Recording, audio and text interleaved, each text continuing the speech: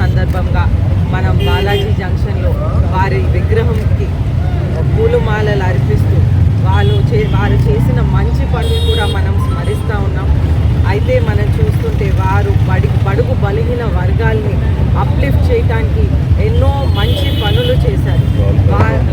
ఆ కాలంలో బడుగు బలహీన వర్గాలు చదువుకునేవారు కాదు, గుడిలో వెళ్ళేవారు కాదు, బయటికి వచ్చేవారు కాదు.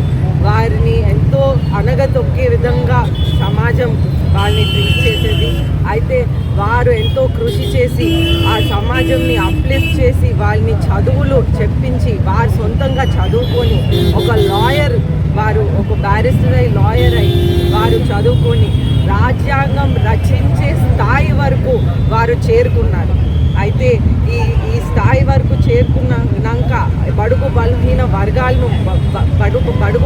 వర్గాలు వారిని చూసి ఎంతో మోటివేట్ అయ్యి అప్పుడు బడుగు బలహీన వర్గాలు చదవటానికి, పెద్ద జాబ్స్ చేయటానికి, చేయటానికి బయటకు వచ్చి ముందుకు వెళ్ళారన్నమాట. అయితే మనం చూస్తుంటే ఈరోజు వారు ఎంతో కృషి చేసి రాజ్యాంగం రచించారు.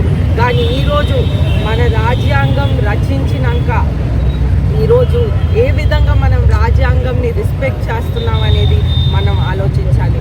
మనం నిజంగా రాజ్యాంగంని మనం ఫాలో చేస్తున్నామా? వాళ్ళంతా కృషి చేసి సుమారు 2 సంవత్సరాలు పట్టింది మొత్తం రెడీ అవ్వటానికి. వాళ్ళు ఎంతో కృషి చేశారు. కానీ ఈరోజు మనం రాజ్యాంగంని ఫాలో చేస్తున్నామా లేదా? ఏ విధంగా మనం వెళ్తున్నాం? అయితే ఈరోజు Telugu Desam party, Janasena party, BJP party 3 పార్టీలు కలిసి వచ్చినాయి. ఎందుకంటే మన రాజ్యాంగాన్ని రక్షించటానికి 3 పార్టీలు కలిసి వచ్చినాయి. కాబట్టి ఈరోజు 133వ జయంతి సందర్భంగా మనం అందరం మన రాజ్యాంగాన్ని రక్షించాలనే ఉద్దేశంతో మనం ఓటు హక్కుని వినియోగించుకొని అదొక బాధ్యతగా. అయితే మీ ఓటు హక్కు వినియోగించినప్పుడు మీరు బాగా ఆలోచించండి. మన రాజ్యాంగంని రక్షిస్తున్నామా? మన రాష్ట్రాన్ని రక్షిస్తున్నామా? ప్రతి ఒక్క మనిషికి ఒక డెమోక్రసీలో ఒక బాధ్యత ఉంటుంది, ఇది రక్షించటానికి.